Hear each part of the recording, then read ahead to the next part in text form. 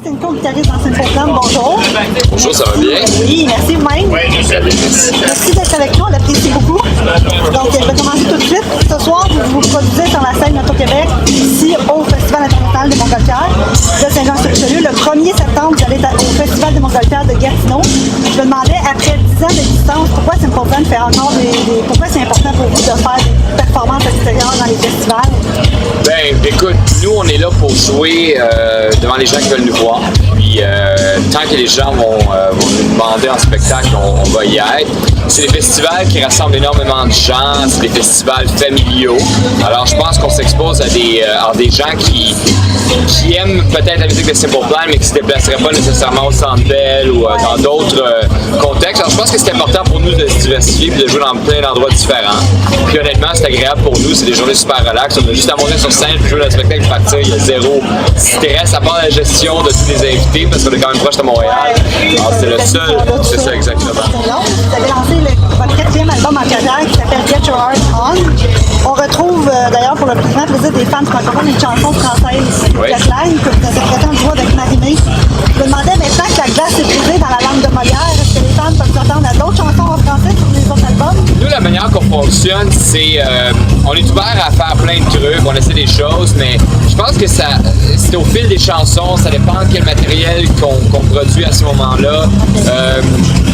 Les gens s'imaginent que c'est très calculé, très réfléchi notre truc, mais en fait, nous, ce qu'on fait, c'est faire de la musique un peu pour se faire plaisir. Le dernier album, on voulait, un peu en réaction au 3e album, on voulait faire un album qui était plus festif, plus positif, peut-être plus lumineux. Là. Alors, ça se prêtait bien les collaborations, c'est pour ça qu'on l'a fait. Puis là, il y avait le fameux duo là, dans Jetlag, qui a fait. Puis là, on s'est dit, ben, ça se prête bien justement là, à avoir quelqu'un qui renverrait peut-être la réplique à Pierre en français. Alors, dans le futur, pourquoi pas? Summer Paradise a aussi été adapté. Alors, on est ouvert à le faire, mais c'est pas quelque chose qui va devenir systématique nécessairement. C'est au fil des chansons. J'ai compris dans plusieurs entrevues que vous et les autres membres, vous êtes des fans de jeux vidéo. Oui. Moi aussi, j'aime beaucoup jouer à Rock Band et j'ai eu le malheur de constater qu'il n'y a pas de chanson de Simple Plan. Donc, je me demandais, est-ce qu'on vous a approché? Ça n'a pas fonctionné? Est-ce que c'est quelque chose qui vous intéresserait? Je me souviens qu'on a été approché il y a quelques années. Pourquoi ça n'a pas fonctionné, je m'en souviens pas vraiment.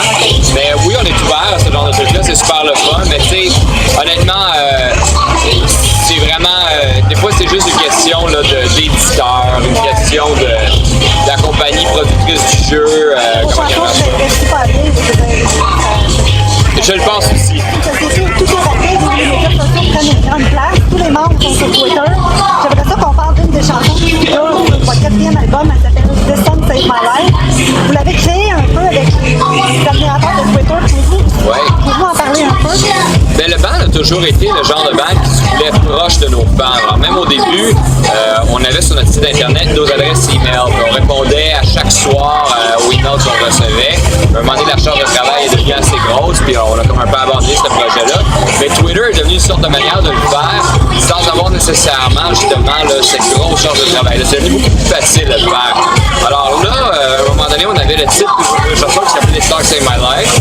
Puis on voulait discuter de la force de la musique, du pouvoir de la musique chez les gens, de notre musique, de musique de d'autres groupes. Puis là, on s'est dit, ben, sur Twitter, on aurait la réaction des fans immédiatement, puis c'est ce qui est arrivé. Alors, on a utilisé pour le squelette de la chanson une très grosse partie des commentaires qu'on recevait sur Twitter pour justement parler de cette chanson-là. Alors voilà, c'est comme ça que c'est arrivé. Puis éventuellement, on a invité nos fans à venir en studio puis à venir chanter avec nous sur la chanson. Puis on a eu des fans vraiment du monde entier qui sont venus du Japon, du Brésil, l'Angleterre, les Québécois aussi évidemment. Alors ils sont venus à Vancouver puis ils sont venus se prêter au jeu là, de l'enregistrement avec nous. Ouais, c'est très cool. Très original, plus qu'un groupe qui cumule les succès.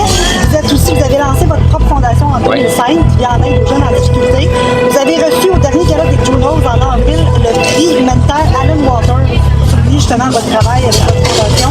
Je me demandais si ça a été tout un honneur pour vous. Ça a fait de vous les plus jeunes récipiendaires de ce prix-là. Donc vous avez voulu être content. Tu sais, j'essaie, c'est super flatteur, c'est super cool.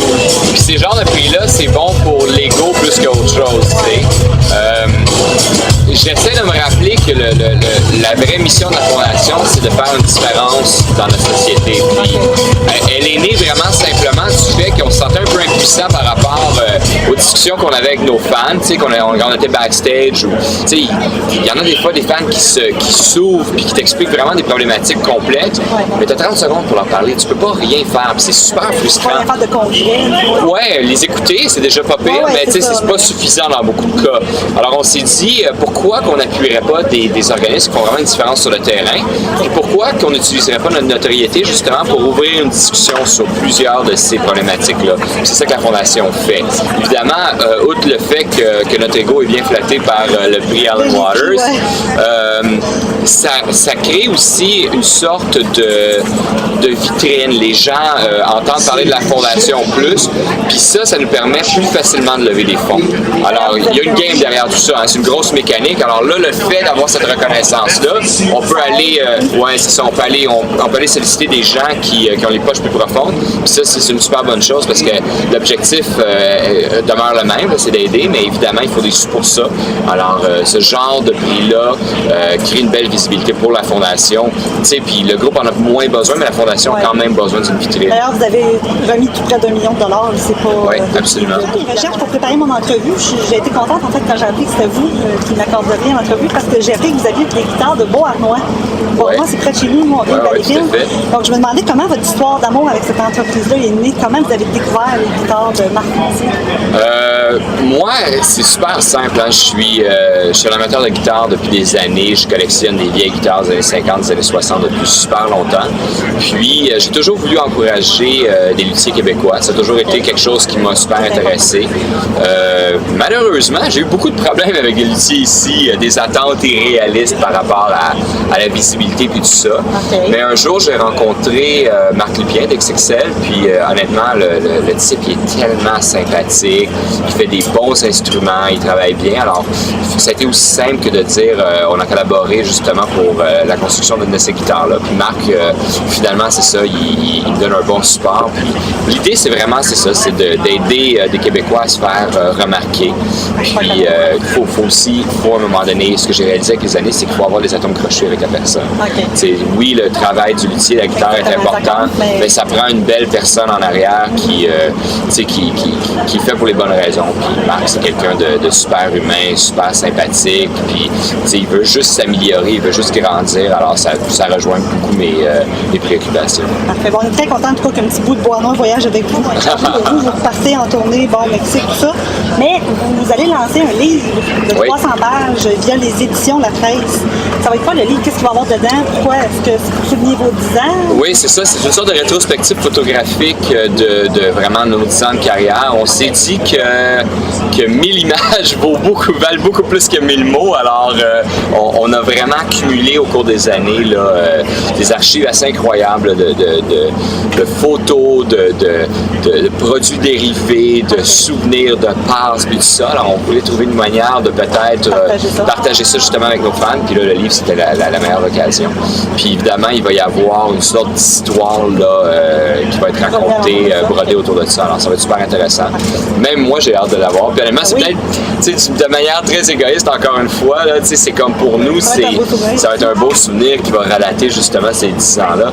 Parce que c'est dur des fois d'expliquer aux gens, on est allé à telle place, on a fait tel show, on a joué 320 spectacles cette année-là. Les gens, vous n'avez pas vous souvenir de toutes les places que vous avez faites. On est quand même pas pire. On a une bonne mémoire collective, disons.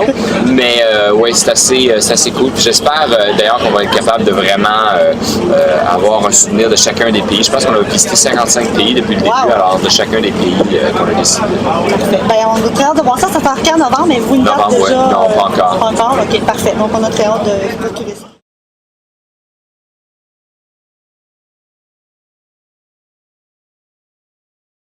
Justin Court, merci beaucoup. Merci.